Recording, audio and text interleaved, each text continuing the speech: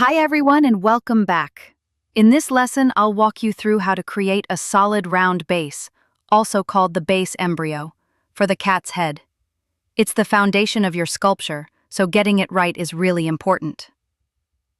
We're going for a size of around 5.5 centimeters in diameter and about 3.5 centimeters in thickness. This shape will resemble a soft, slightly flattened round cake. Firm, symmetrical, and easy to build on later. Before we start felting, make sure your tools and work area are ready. We'll need a felting mat or brush base, and I recommend covering it with a piece of woven cloth. This cloth prevents the wool from sinking too deep into the bristles and makes your work easier to clean. Have your felting needles ready. Both single and double needle holders are useful here.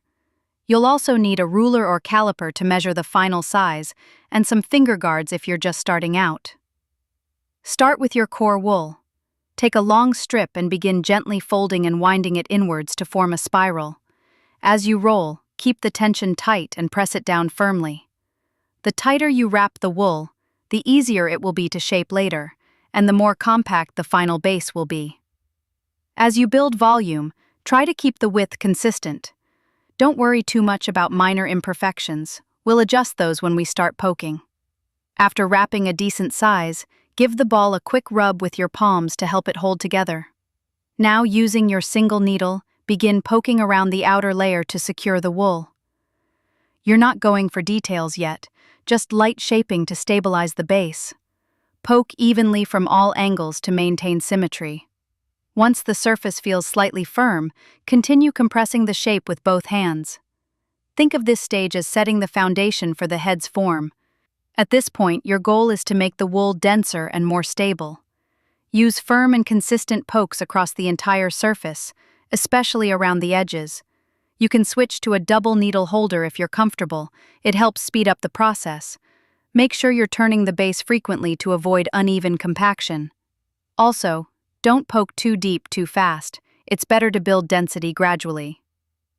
This part might take 30 to 45 minutes, depending on your pace. Take your time. Patience pays off here. If the wool starts shifting or looking loose, rewrap it with your fingers and continue poking. Once it feels firm to the touch, check the measurements again. Aim for 5.5 centimeters across and about 3.5 centimeters thick. If it's too small, you can add more wool to the surface and blend it in with shallow pokes. Use your fingers to gently press and shape the edges, smoothing any unevenness. Make sure this round base isn't just a placeholder. It determines the balance of the entire sculpture. A dense, well-shaped base makes everything that comes after easier. The eyes will sit evenly, the nose won't sink, the face won't warp during fine detailing. Many beginners skip this step or rush through it, but trust me, the more effort you put in now, the better your final result will look. If you notice any soft spots, give them extra pokes to firm them up. Use your palm or a flat object to check for symmetry. You can even lightly tap the base against the table to feel its bounce. A firm base won't deform easily. That's it for today's lesson. This base is now ready for the next step, building the facial structure. Great job getting through this foundational stage. Let's continue shaping your cat, one layer at a time.